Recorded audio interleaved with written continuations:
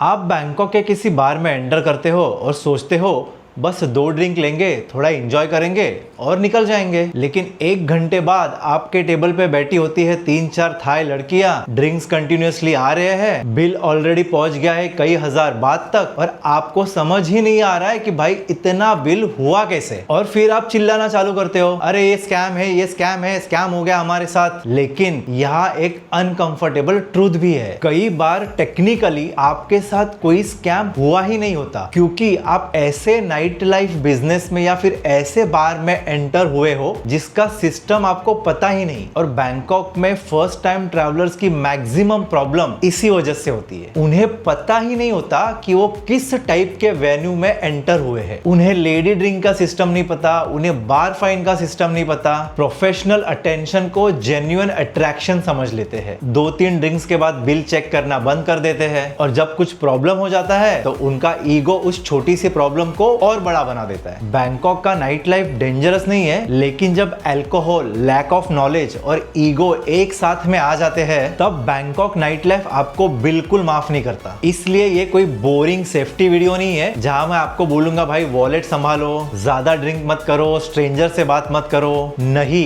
इस वीडियो में मैं आपको एक्सप्लेन करूंगा कि बैंकॉक नाइट लाइफ एक्चुअली में काम कैसे करता है, क्योंकि एक बार अगर आपको सिस्टम समझ में आ गया तो आप बैंकॉक की नाइट लाइफ प्रॉपरली एंजॉय कर सकते हो बिना किसी अननेसेसरी कंफ्यूजन, एक्सपेंसेस और ड्रामा के। सबसे पहले वो मिस्टेक समझते हैं जो मैक्सिमम लोग नाइट लाइफ स्टार्ट होने से पहले ही कर देते हैं। मुझसे कई लोग पूछते हैं कि भाई बैंकॉक में बेस्ट नाइट लाइफ एरिया कौन सा है, लेकिन इसका कोई एक सिंगल आंसर नहीं है। बैंकॉक की नाइट लाइफ दुनिया अलग अलग है, अलग अलग एरिया में, और हर नाइट लाइफ एरिया का सिस्टम और एक्सपीरियंस अलग है। जैसे कि खाउसान रोड एक बैकपैकर पार्टी एरिया है, आप जो चाहे कपड़े पहन के जा सकते हो, शॉर्ट्स में जा सकते हो, रास्ते पे पार्टी कर सकते हो। यंग क्राउड, बजट ट्रैवलर्स, मोर इंटरनेशनल क्राउड, ओवरऑल एक वाइल्ड, कैजुअल और केओटिक एनवायरनमेंट रहता है। लेकिन अगर आप एक premium night club experience expect कर रहे हो, stylish crowd, proper table service, premium interiors, good music, तो खाउसान रोड शायद आपके लिए नहीं है। फिर आते हैं नाना प्लाजा और सॉय काउबॉय जैसे एरियाज में। ये कंप्लीटली 100% अडल्ट एंटरटेनमेंट एरियाज है। यहाँ आपको normal bars, girly bars, Gogo bars, ऐसे अलग अलग टाइप के एडल्ट नाइट लाइफ वेन्यूज मिलेंगे। लेकिन एक बात ध्यान से समझ लो, गोगो बार कोई नॉर्मल नाइट क्लब नहीं होता। ये बहुत ही बेसिक डिफरेंस लगता है, लेकिन कई फर्स्ट टाइम इंडियन ट्रैवलर्स ये बेसिक डिफरेंस नहीं समझ पाते। वो अंदर एंटर करते हैं ये एक्सपेक्ट करके कि भाई नाइट क्लब जैसा माहौल होगा, डांस फ्लोर होगा और वहां वो उनके फ्रेंड्स के साथ डांस कर पाएंगे। लेकिन अंदर जाके उन्हें कुछ और ही दिखता है। भाई टेस्ट तो होता है, लेकिन वहां पे ऑलरेडी परफॉर्मर्स रहते हैं, स्टेज के अराउंड सिटिंग रहती है और एक कंप्लीटली डिफरेंट वाइल्ड एनवायरनमेंट दिखता है। और फिर बोलते हैं भाई यार बैंकॉक का नाइट लाइफ तो ओवररेटेड है, पटाया जैसा नहीं है। नहीं भाई, बैंकॉक का नाइट लाइफ ओवररेटेड नहीं है, आप गलत कैटेगरी के वेन्यू में एंटर हुए हो। फिर बैंकॉक में प्रॉपर नाइट क्लब्स भी है, सॉय 11 हो गया,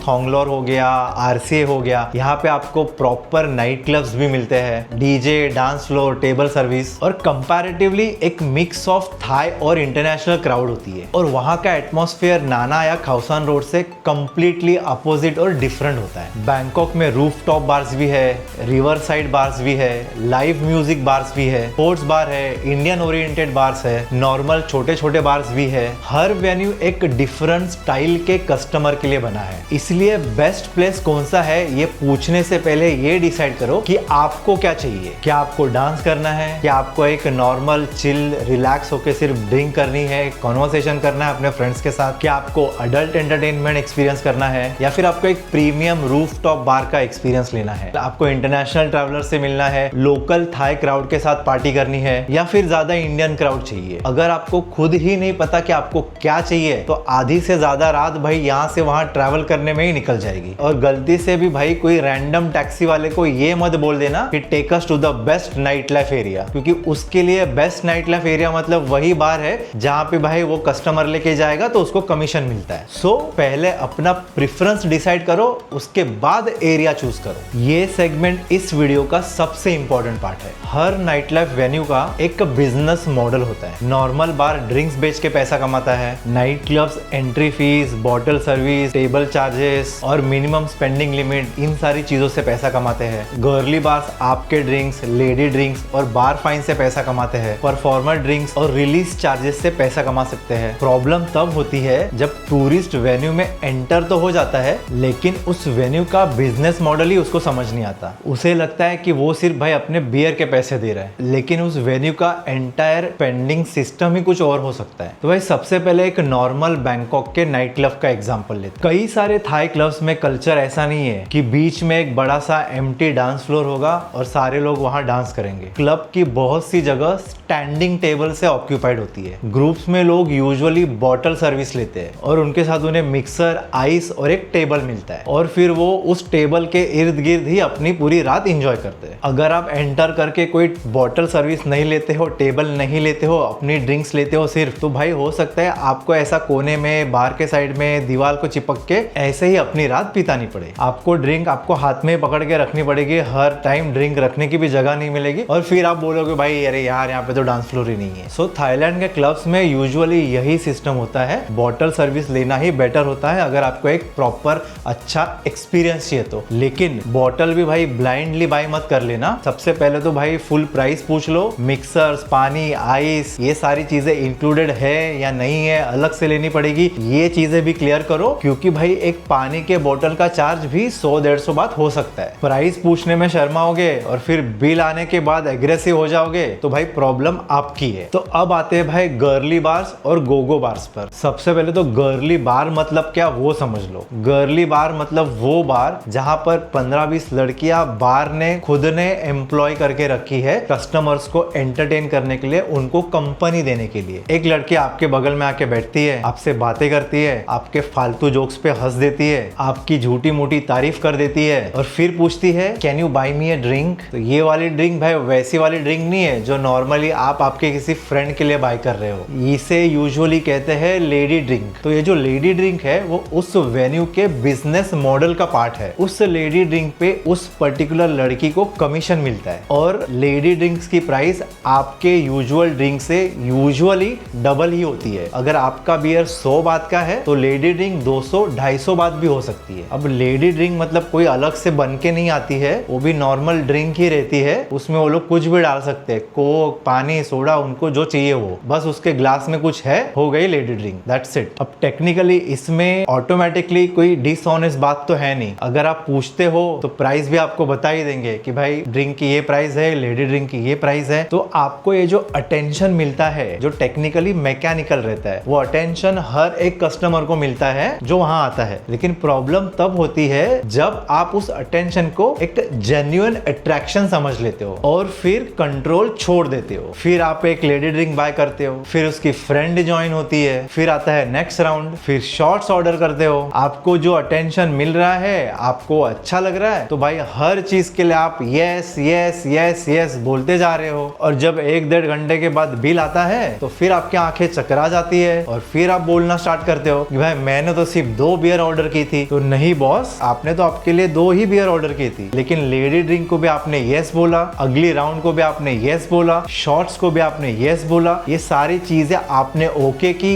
अप्रूव की और दूसरे तीसरे ड्रिंक के बाद आपने बिल चेक करना भी बंद कर दिया। इसीलिए कई सारे बार्स आपके टेबल पे एक छोटा सा कप रख देते हैं जहाँ पे वो स्लिप्स डालते रहते हैं। जैसे ही आप ऑर्डर करते हो वहाँ पे एक स्लिप आके रख देंगे। तो भाई उन स्लिप्स को चेक करते रहो, एंड तक वेट मत करो। हो सके तो जो ड्रिंक्स लेके आ रही है उसके सामने ही चेक करो। अगर कोई आपके टेबल पे आता है और ड्रिंक्स ऑर्डर करता है तो पहले ये कंफर्म करो कि भाई तुम उसके लिए पे करने वाले हो कि नहीं करने वाले हो। सिर्फ इसके लिए हर एक ड्रिंक ऑर्डर को यस यस मत बोलो कि भाई ना बोलना ऑकवर्ड लगेगा। एक polite no thank you drunken argument से बहुत सस्ता होता है। तो भाई अब बात करते हैं बार फाइन की। कई फर्स्ट टाइम ट्रैवलर्स को बार फाइन का मीनिंग कंप्लीटली गलत समझ में आता है। जनरली बार फाइन वो अमाउंट है जो आप बार को पे करते हो अगर आप वहां के किसी स्टाफ मेंबर को ड्यूरिंग वर्किंग आवर्स आपके साथ लेके जा रहे हो। तो बार फाइन किसी और और चीज का पेमेंट नहीं होता, क्योंकि उसकी जगह खाली हो जाएगी और वो किसी और कस्टमर्स को एंटरटेनमेंट नहीं कर पाएंगे। इस चीज का कॉम्पेंसेशन होता है जो आप बार को पे करते हो। और आपकी जो भी पर्सनल डीलिंग हुई है उस स्टाफ मेंबर के साथ, वो आपका पर्सनल मैटर है, उसमें बार का कुछ भी लेना देना नहीं है। लेकिन ये बात भी समझ लो भाई, बार फाइन देने का मतलब ये नहीं है कि आपने किसी इंसान को खरीद लिया है। और हर वेन्यू का बार फाइन का सिस्टम अलग हो सकता है, वो भी आप क्लियरली पूछ लेना। मैक्सिमम कंफ्यूजन तभी होता है जब लोग बेसिक क्वेश्चंस पूछने में झिझकते हैं, चीजें अज्यूम करने लगते हैं, या फिर ये सारी चीजें पूछने में एम्बैरस फील करते हैं। अंदर से तो कुछ घंटा समझ में नहीं आ रहा होता, लेकिन बाहर से ऐसा एक्ट करते हैं जैसे थाईलैंड नाइट लाइफ के प्रोफेसर है। भाई कोई भी नाइट लाइफ वेन्यू में एंटर करने से पहले एक बात समझ लेना, जैसे आप आपके ऑफिस में काम करते हो, वैसे वहां का जो स्टाफ है इंक्लूडिंग लड़कियां, उनके लिए वो उनका ऑफिस है और आप सिर्फ एक कस्टमर हो। यहाँ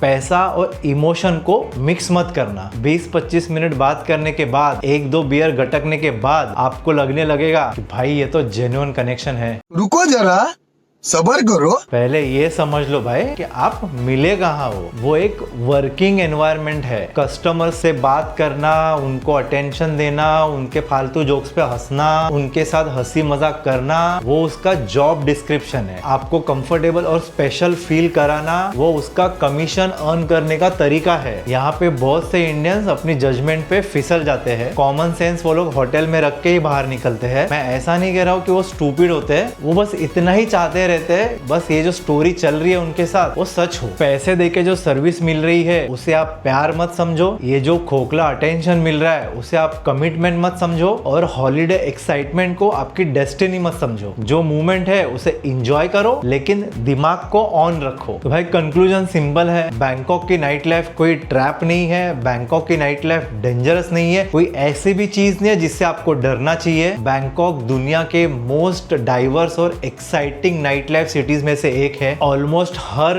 टाइप के ट्रैवलर के लिए कुछ ना कुछ है, लेकिन हर एनवायरनमेंट का सिस्टम डिफरेंट है। और मैक्सिमम प्रॉब्लम तभी स्टार्ट होती है जब कोई ट्रैवलर उस डिफरेंस को समझने से रिफ्यूज कर देता है। तो भाई कमेंट्स में बताओ कौन सी नाइट लाइफ कैटेगरी आपको सबसे ज्यादा कंफ्यूजिंग लगती है, गर्ली बार, गोगो बार, जेंटलमैन क्लब्स, नाइट क्लब्स, या फिर बैंकॉक के रूफटॉप बार्स। और अगर आप थाईलैंड ट्रिप प्लान कर रहे हो और अगर आपको आपके इंटरेस्ट के अकॉर्डिंग आइटनरी और पैकेज चाहिए, तो ट्रैवलिंग स्टाइल हॉलीडेज के लिंक डिस्क्रिप्शन में दी है। आप वहां जाके आपके ट्रिप के डिटेल्स सेंड करो और उसी के अकॉर्डिंग मैं आपको पैकेज सजेस्ट करूंगा। तो डायरेक्ट, ऑनेस्ट और प्रैक्टिकल थाईलैंड ट्रैवल इंफॉर्मेशन के लिए चैनल को सब्सक्राइब करो। मिलते हैं अगले वीडियो में।